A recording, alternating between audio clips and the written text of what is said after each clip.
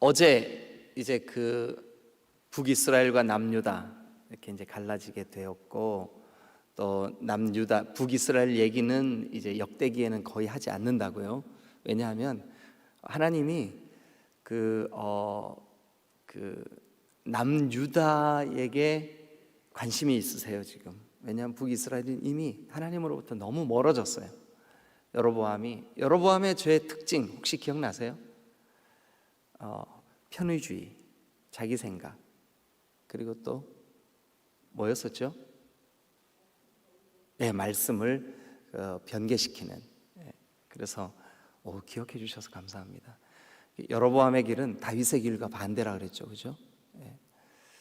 오늘날 우리 신앙의 편의주의, 나 편한 대로 하고자 하는 거, 이런 것들 경계해야만 합니다. 이게 여로보암의 길입니다. 그러니까 다윗의 길의 반대 개념이 뭐냐 하면 여로보암의 길이에요. 다윗의 길의 반대는 여로보암의 길, 다윗의 길. 자, 그러면 이제 오늘 이 남유다, 르호보암에 의해서 세워진 이 남유다에 처음에는 어느 지파가 남유다 백성들이었었죠? 당연히 유다 지파하고, 또요 그 지역이 베냐민 땅이에요. 그래서 베냐민 지파, 그래서 유다 지파, 베냐민 지파. 그런데 이제 남북이 갈라지고 난 다음에 그 북쪽 10지파에 다 들어가서 살고 있는 무슨 지파가 있어요? 기업이 없는 지파, 말씀을 가르쳐야 되는 지파, 하나님의 나라 백성들에게 하나님의 나라를 날마다 선포해야 되는 지파, 오늘날로 말하면 그리스도인들이에요. 그리스도인들. 세상 곳곳에 우리가 들어가 살잖아요. 우리에게 하나님께서 네가 바로 레위 지파다, 너를 통해서 하나님의 영광이 드러나고 하나님의 뜻이 선포되고 하나님의 빛이 비춰지고 아멘 할 때까지 계속 하나님이 기뻐하시고 하나님의 거룩하심이 우리를 통해서 백성들에게 선포되어지고, 그러라고 우리를 각 사람들에게 보낸 거예요. 그게 레위 지파의 사명이에요. 근데 레위 지파가 그 10지파 사이사이 들어가서 살고 있는데, 여로보암이 자기 마음대로 레위 지파의 그 제사장 권리를, 제사장이 레위 지파에서만 나와야 되는데 그 레위 지파가 아닌 다른 사람들로 제사장을 세웠어요. 하나님의 말씀을 완전히 지 마음대로 막 그냥 바꿔버렸어요. 그리고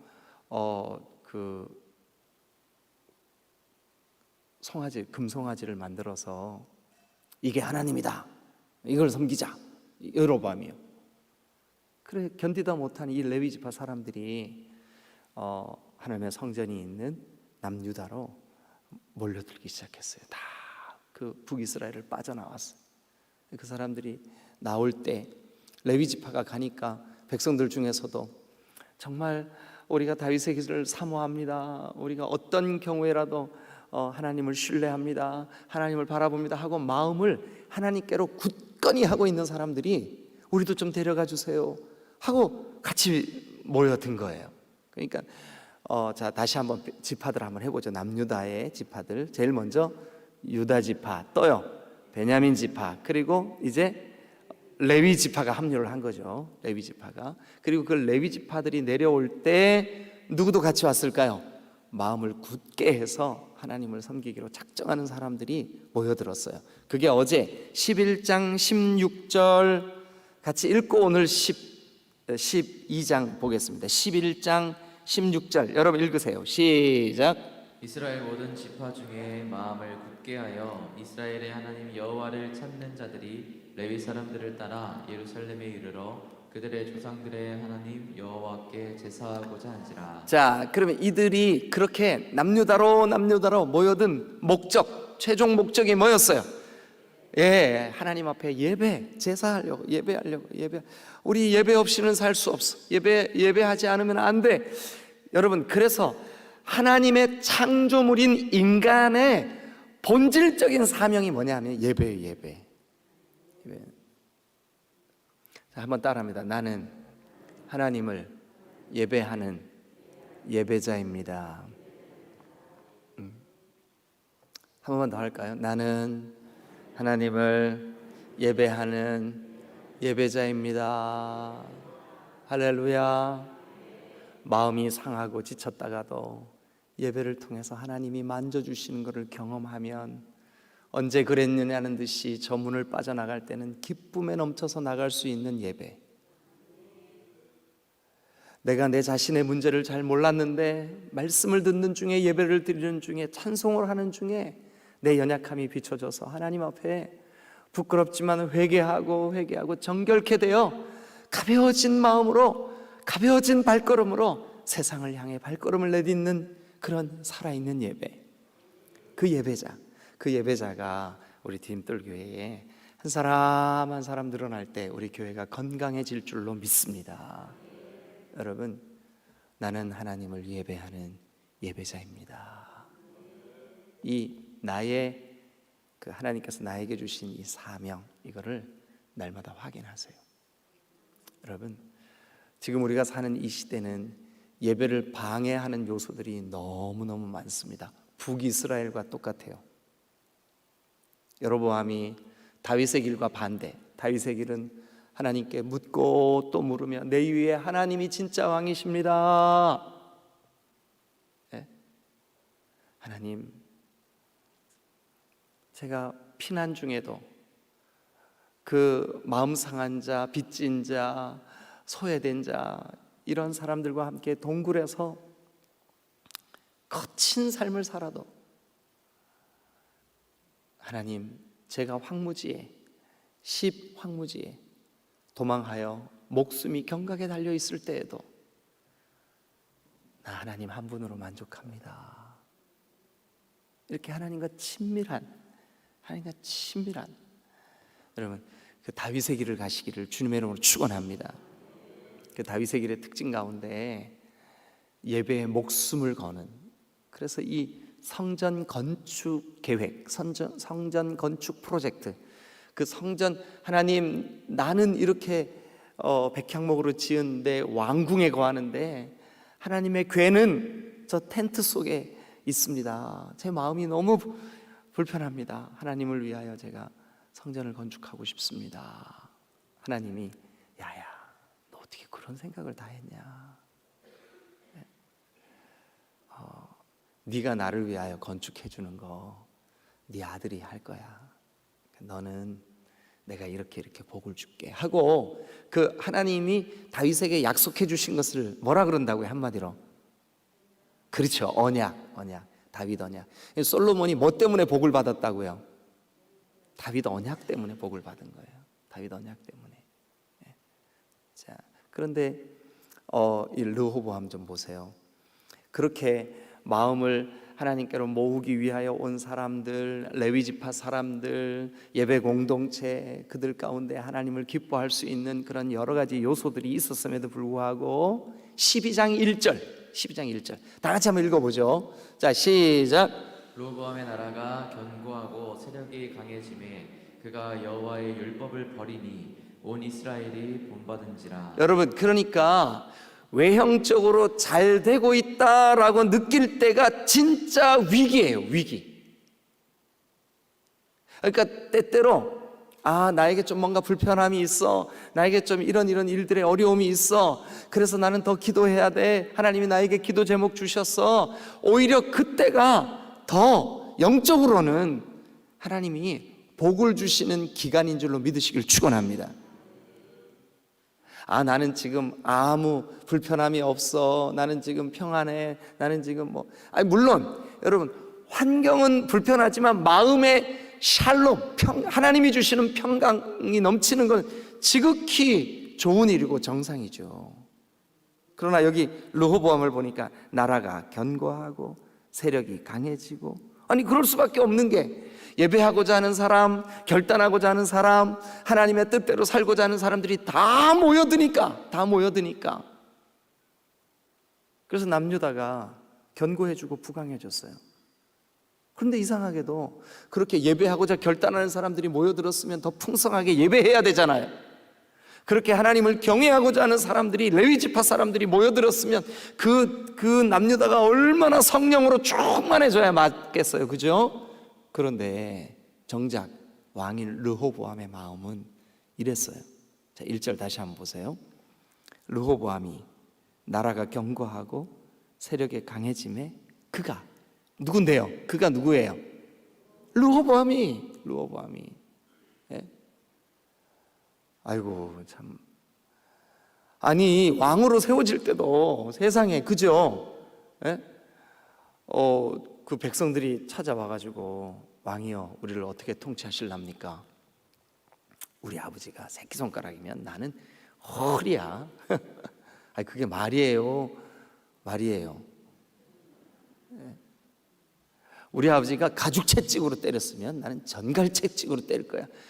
아니 그러면 안 되죠. 그거는 할아버지 다윗, 아버지 솔로몬으로부터 보고 배운 게 있을 텐데 그러면 안 되죠. 그런데 얼마나 철이 없었으면 세상에 그랬을까요? 그러니까 여러분, 사람이 무시되는 공동체는요 위태위태한 거예요. 위험한 거예요. 우리 디딤돌교회는 특별히 여러분 목장에서 제일 소외될 것 같은 그 사람에게 목자는요 늘 마음이 거기가 있어야 돼. 우리 그런 교회 되실 수 있기를 우리가 사모하십시다. 그리고 그런 교회 되도록 우리가 늘 깨어서 기도하고 늘 깨어 있으십시다. 아멘. 예. 근데 르호보암은 자기의 그 왕권, 자기의 그 권력, 자기의 그 높아짐에 그만 마음을 빼앗겨서 백성들의 그 정말 한 사람의 소중함. 제가 그 르호보암이 그 철없이 말할 때 다윗과 비교해 드렸잖아요, 그죠? 예. 자, 그런데 르호보암 참 1절 보면서 너무 안타깝지 않아요? 이 세상에 그렇게 레위 지파들이 모여들고 그렇게 그 좋은 사람들이 다 남유다로 모여드는데 하나님, 제가 그때 철없을 때 그렇게 말했지만 이제 새로운 마음으로 하나님의 뜻을 이루겠습니다. 다윗의 길을 가겠습니다. 우리 할아버지를 본받겠습니다. 이랬으면 얼마나 좋았을까요? 그죠? 그런데 그가 여호와의 율법을 버리니 온 이스라엘이 본받은지라. 먼저 믿으신 여러분, 장로님, 권사님 여러분, 목회자 여러분, 누군가가 여러분들을 본받고 있어요. 누군가가 여러분들을 본받고 있다고. 내가 그래도 신앙의 연륜이 10년, 20년, 30년인데 누군가가 나를 본받고 있어요. 예? 만약 내가 내 신앙 자세가 다윗의 길을 사모하고 다윗의 길을 가고 겸손히 하나님을 경외하고 날마다 주님 바라보면 누군가가 나를 통하여서 하나님과 가까워진다고요. 근데 맨날 우리의 신앙 태도가 이것도 문제, 저것도 문제, 이것도 아픔, 저것도 아픔, 매일마다 내 속에 끊임없이 이런 그 불신앙적인 태도, 불평과 불만, 원망과 낙심 이런 것들이 계속 일어나면 누군가가 나를 똑같이 본받아. 나중에 보니까 우리 아들이 그러고 있네. 그러면 될까요? 안 될까요? 안 되는 거예요. 안 되는 거예요. 사랑하는 여러분, 저와 여러분들이 여기 지금 르호보암은 이스라엘이 본받은지라, 여기 이스라엘은 북이스라엘을 의미하는 게 아니라 이스라엘 족속, 즉 자기가 지금 통치하고 있는 하나님의 나라 백성들을 의미하는 거예요. 근데 그들이 르호보암을 본받아. 그래가지고 어떻게 되나 한번 보시죠. 자, 2절. 조금 전에 1절은 그가 여호와의 율법을 버렸잖아요, 그죠? 근데 2절은 어떻게 시작하나? 여러분들 읽어보세요. 시작. 그들이 여호와 다시 한번 뭐가요? 그들이 여호와 그러니까 여러분, 누군가 우리를 본받고 있다니까요. 가정의 가장 여러분 신실하게 깨어 기도하십시오. 여러분들의 아들이 또 그런 기도의 사람이 될 줄로 믿습니다. 왜냐하면 그가 여호와의 율법을 버렸는데 누가 여호와께 범죄하게 돼요? 지금 보니까 2절에 그들이 범죄하게 되는 거예요. 반대로 지금 우리의 자녀들의 신앙은 내가 평생 하나님을 한순간도 떠나지 않았는데 왜 우리 자녀들은 믿음이 저렇게 견고하지 못할까? 왜 이럴까? 우리 가정은 아직도 왜 이렇게 이럴까? 여러분 걱정하지 마세요.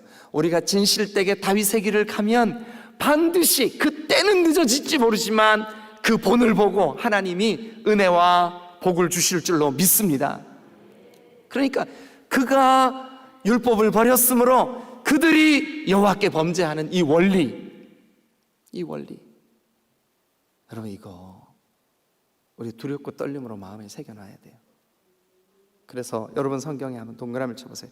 그가 여호와의 율법을 버리니 온 이스라엘이 본받은지라. 그리고 그들이 여호와께 범죄하였으므로, 거기도 밑줄 그어 놓으세요. 그가 율법을 버렸는데 세상에 그들이 범죄하는 거예요. 그들이 범죄하는 거예요.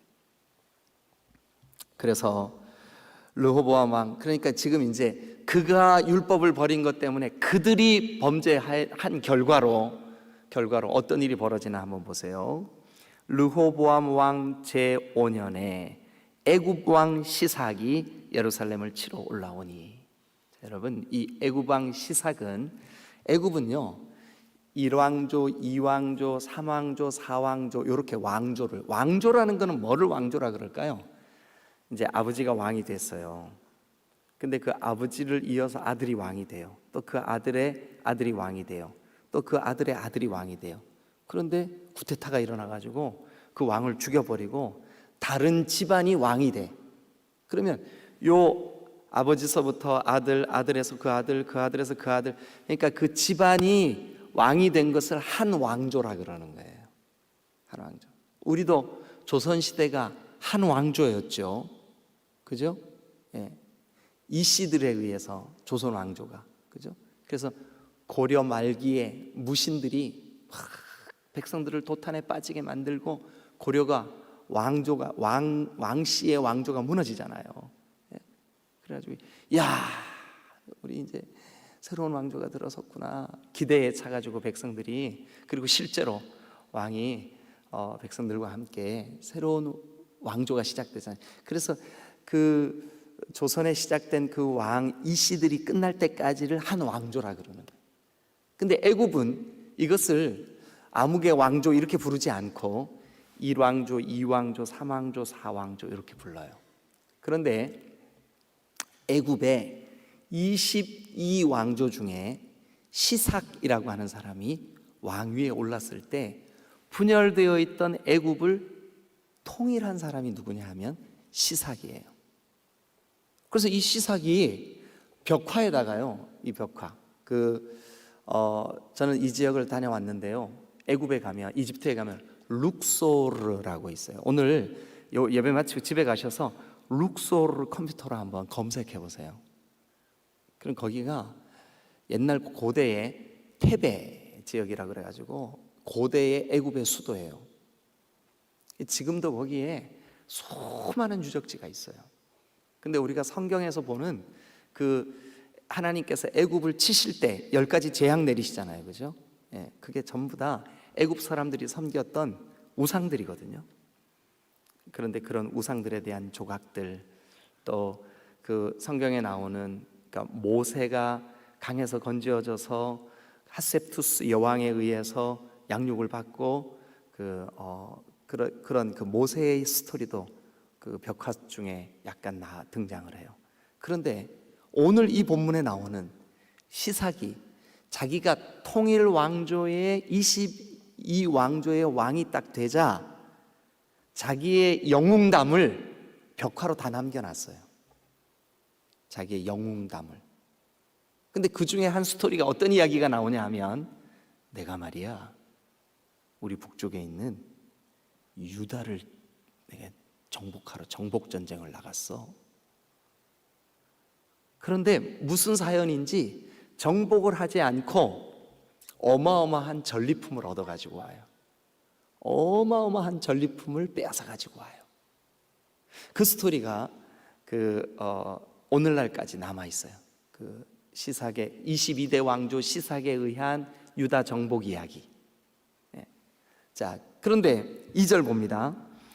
애굽 왕 시삭이 예루살렘을 치러 올라오니 그에게 병거가 1200대요 마병이 6만 명이요 애굽에서 그와 함께 온 백성 곧 리비아와 숫과 구스 사람이 헤아릴 수 없이 많더라. 그러니까 북아프리카 지역에 수많은 나라들 군사들이 힘을 합해가지고 쭉 정복 전쟁을 하러 올라온 거예요. 뭐 얼마나 여러분 그 안타까운 장면입니까? 르호보암에게 전쟁이 일어났다고요. 자, 그런데 여러분 이 전쟁의 원인이 2절 다시 보세요. 이 무서운 정복 전쟁이 유다 땅에 르호보암에게 밀어닥친 그 원인이 뭐냐고요. 2절 시작. 르호보암 왕 제5년에 애굽 왕 시삭이 예루살렘을 치러 올라오니. 그럼 거꾸로 한번 가보시자고요. 애굽 왕 시삭이 예루살렘을 치러 올라온 원인은 이런 이유 때문이었다. 나오죠 성경에. 무슨 이유 때문인데요? 그렇죠. 여호와를 버려. 그러니까 여호와를 버린 하나님의 백성, 하나님의 통치를 받고 하나님의 다스림을 받고 하나님의 이름으로 빛이 되고 소금이 되고 오히려 믿지 않는 사람들에게 전도자가 되어야 마땅한 하나님의 백성들이 세상에 범죄함으로 애굽 왕 시삭이 그들을 정복하러 올라오는 수치를 겪게 되는 거죠. 여러분, 우리가 다윗의 길을 가야 할 명백한 이유 중에 하나, 다윗은 가는 곳마다 하나님이 이기게 하셨더라, 가는 곳마다 이기게 하셨더라, 가는 곳마다 이기게 하셨더라. 이게 사무엘 상하, 얼마나 우리가 그 사무엘 상하 새벽마다 이거 나눌 때 다윗이 가는 곳마다 이기게 하셨더라, 얼마나 좋았어요. 여러분, 다윗의 길은 하나님이 책임지는 길인 줄로 믿습니다. 그러나 르호보암과 그의 백성들, 르호보암의 영향을 받아 여호와께 범죄하고 그 결과로 하나님께서 저 애굽 왕 시삭을 들어 그들을 치게 만드시는 이 안타까운 장면을 한번 보세요. 여러분과 여러분 가정이 가는 곳마다 믿음으로 죄를 이기고 세속의 가치관을 이기고, 여러분 믿음이 이기네, 믿음이 이기게 되시기를 주님의 이름으로 축원합니다. 믿음이 이기셔야죠. 우리의 약한 마음, 믿음이 이겨야 되는 겁니다. 우리의 이 죄악된 현실, 믿음이 이겨야지요. 그게 다윗의 길인 줄로 믿으시기를 축원합니다. 그런데 오늘 안타깝게도 르호보암의 영적인 그 율법을 버린 그 일, 그 영향력이 백성들에게 미쳐지고 그 백성들이 범죄함으로 하나님이 이 전쟁을 허락하셨단 말이죠. 그래서 시삭의 정복 전쟁의 희생양이 되는, 너무너무 안타깝죠. 자, 그런데 5절 한번 같이 볼까요? 5절 다 같이 읽겠습니다. 시작. 그때 유다 반백들이 시삭의 일로 예루살렘에 모였는지라 선지자 스마야가 르호보암과 반백들에게 나와 이르되. 자, 다 밑줄 그으면서 크게 읽으세요. 시작. 여호와께서 이같이 말씀하시기를 너희가 나를 버렸으므로 나도 너희를 버려 시삭의 손에 넘겼노라 하셨다. 그러면 시삭의 손에 넘긴 이 엄청난 전쟁의 원인, 뭐 때문에 그랬대요? 그렇죠. 너희가 나를 버렸기 때문에 나도 너희를 버렸다. 그러니까 네 힘으로 한번 살아봐. 네 힘으로 사는 결과가 뭐예요? 저 적들이 쳐들어오고 백성들이 고통을 받게 되고 아픔을 겪고. 여러분, 그래서요 9절 한번 보실래요? 9절 시작. 애굽 왕 시삭이 올라와서 예루살렘을 치고 여호와의 전 보물과 왕궁의 보물을 모두 빼앗고. 잠깐만요. 여호와의 전이면 어디예요? 성전이지. 그럼 성전에 백성들이 그렇게 수고롭게, 또 솔로몬이 그렇게 정복 전쟁에서 승리하여 전리품으로 얻은 그의 아버지 다윗으로부터 시작된 이 수많은 부귀영화가, 그러니까 하나님이 주신 복이 어떻게 됐을까요? 여호와의 전 보물과 왕궁의 보물을 모두 어떻게 됐어요? 빼앗겨 버렸어요. 여러분, 사탄 마귀에게 하나님이 주신 은혜를 빼앗기지 마시기를 주님의 이름으로 축원합니다. 빼앗기시면 안 돼요. 자, 그래서 너무너무 안타까운 이 장면에서 백성들이 어떻게 했냐 하면 6절 자, 시작. 이에 이스라엘 방백들과 왕이 스스로 겸비하여 이르되 여호와는 의로우시다 하매. 그러니까 그 전쟁이 일어났음에도 불구하고 우리가 하나님을 버렸기 때문에 이 전쟁이 일어났구나, 이 전쟁을 통해서 하나님이 우리를 버리시는 것은 마땅해. 그 말은 다른 말로 뭐냐, 우리가 잘못했습니다. 주님 이렇게 행하시는 거 마땅하십니다. 이게 6절의 고백이에요. 여호와는 의로우시도다. 하나님 잘하셨습니다. 그제서야 이제 깨달은 거죠. 그랬더니 7절 시작. 여호와께서 그들이 스스로 겸비함을 보신지라 여호와의 말씀이 스마야에게 임하여 이르시되 그들이 스스로 겸비하였으니 내가 멸하지 아니하고 저희를 조금 구원하여. 그래서 여러분, 남유다가 애굽이 올라와서 막 다 빼앗고 막 정복하고 했는데도 망했을까요? 안 망했을까요? 안 망한 이유는 또 뭘까요? 그렇죠, 겸비했기 때문이에요. 여러분, 다윗의 길은 겸비하는 겁니다. 겸손히 낮아지는 겁니다. 우리의 마음이 높아지고 우리가 교만해지는 순간 하나님의 은혜는 떠나는 줄로 믿습니다. 겸손히, 내가 어떤 직분, 어떤 환경, 어떤 그 교만할 만한 이유를 가지고 있다 할지라도 결단코 우리가 교만해져서는 안 됩니다. 왜냐하면 이 모든 것이 하나님의 은혜이기 때문입니다. 그래서 하나님이 남유다를 망하게 하시지는 않았어요. 그저 빼앗기게 하셨어요. 뭐를요?